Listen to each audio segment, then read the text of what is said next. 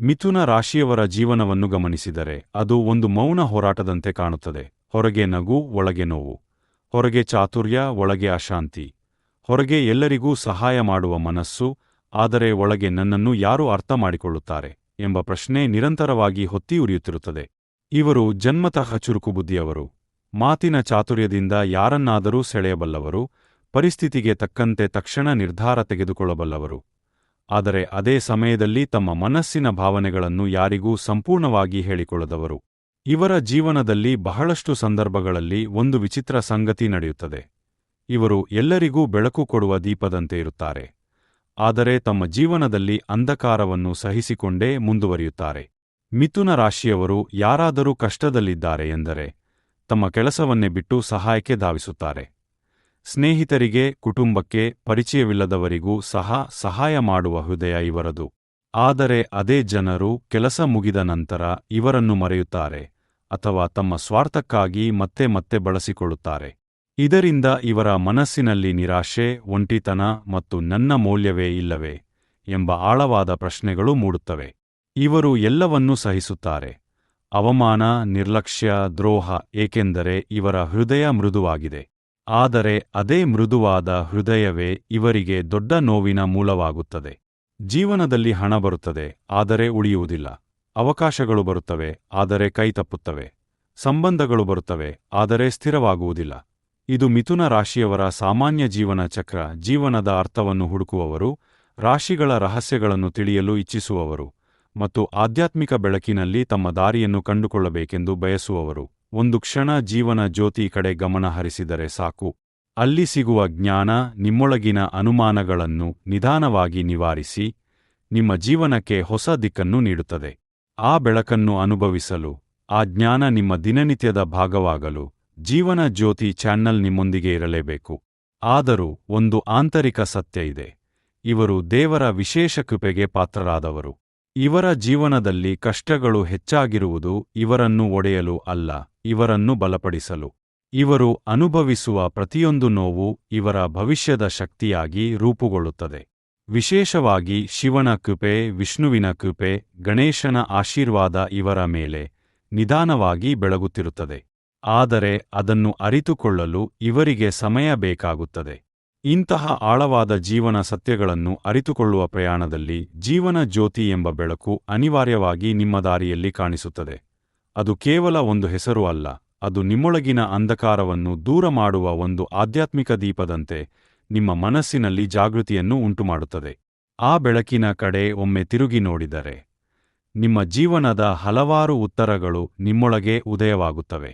ಇದೀಗ ಮಿಥುನ ರಾಶಿಯವರಿಗೆ ಜೀವನದಲ್ಲಿ ಬದಲಾವಣೆ ತರಬಲ್ಲ ಒಂದು ಸರಳವಾದ ಆದರೆ ಶಕ್ತಿಯುತವಾದ ಎಲೆಯ ಉಪಾಯವನ್ನು ಸ್ಪಷ್ಟವಾಗಿ ಹೇಳುತ್ತೇನೆ. ಪ್ರತಿ ಬುಧವಾರ ಬೆಳಿಗ್ಗೆ ಬೇಗ ಎದ್ದು ಸ್ನಾನ ಮಾಡಿದ ನಂತರ ಒಂದು ತಾಜಾ ಬೆಟ್ಟದ ಎಲೆ ಅಥವಾ ಪೀಪಲ್ವ ಅಶ್ವತ್ಥ ಎಲೆ ಸಿಕ್ಕರೆ ಅತ್ಯುತ್ತಮವಾಗಿರುತ್ತೆ, ತೆಗೆದುಕೊಳ್ಳಿ. ಆ ಎಲೆಯನ್ನು ನಿಮ್ಮ ಕೈಯಲ್ಲಿ ಹಿಡಿದು ಕಣ್ಣು ಮುಚ್ಚಿ ನಿಮ್ಮ ಎಲ್ಲಾ ಕಷ್ಟಗಳನ್ನು ಮನಸ್ಸಿನಲ್ಲಿ ನೆನಪಿಸಿಕೊಂಡು ನಿಧಾನವಾಗಿ ಓಂ ನಮೋ ಭಗವತೆ ವಾಸುದೇವಾಯ ಅಥವಾ ಓಂ ನಮಃ ಶಿವಾಯ ಮಂತ್ರವನ್ನು 21 ಬಾರಿ ಜಪಿಸಿ.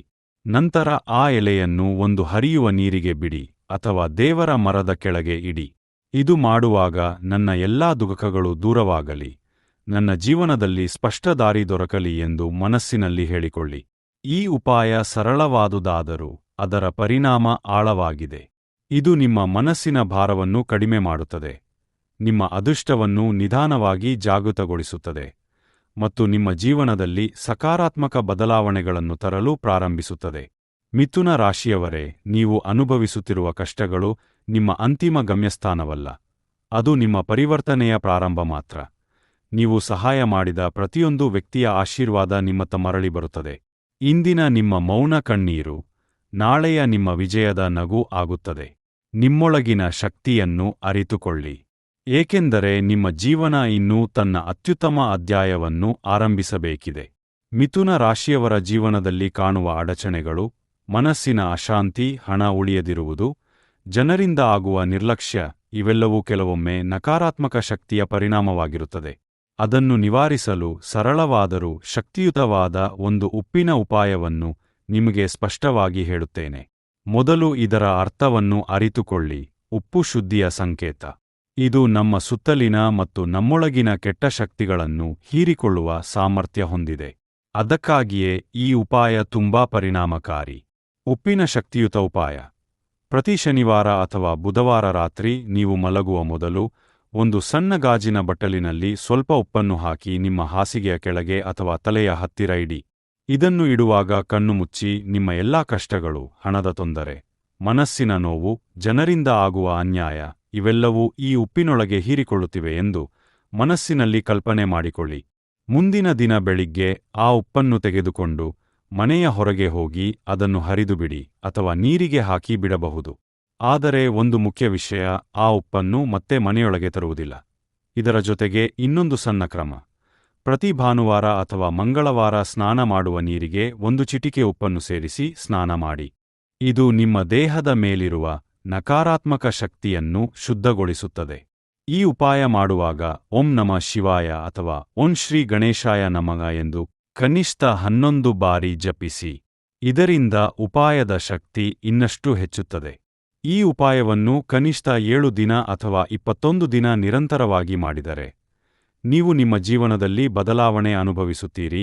ಮನಸ್ಸು ಹಗುರವಾಗುತ್ತದೆ, ನಿದ್ರೆ ಸುಧಾರಿಸುತ್ತದೆ ಮತ್ತು ನಿಧಾನವಾಗಿ ನಿಮ್ಮ ಅದೃಷ್ಟ ನಿಮ್ಮ ಕಡೆ ತಿರುಗಲು ಪ್ರಾರಂಭಿಸುತ್ತದೆ. ಮಿಥುನ ರಾಶಿಯವರೇ, ನಿಮ್ಮ ಕಷ್ಟಗಳು ಶಾಶ್ವತವಲ್ಲ. ಸರಿಯಾದ ದಾರಿ ಮತ್ತು ಸ್ವಲ್ಪ ಆಧ್ಯಾತ್ಮಿಕ ಶಕ್ತಿಯಿಂದ ನಿಮ್ಮ ಜೀವನ ಸಂಪೂರ್ಣವಾಗಿ ಬದಲಾಗಬಹುದು. ನಿಮ್ಮೊಳಗಿನ ಬೆಳಕನ್ನು ನಂಬಿ, ಅದು ನಿಮ್ಮನ್ನು ನಿಮ್ಮ ಗುರಿಯವರೆಗೆ ಕರೆದೊಯ್ಯುತ್ತದೆ. ಎಲ್ಲರಿಗೂ ಒಳ್ಳೆಯದಾಗಲಿ. ಓಂ ಗಣೇಶಾಯ ನಮಃ.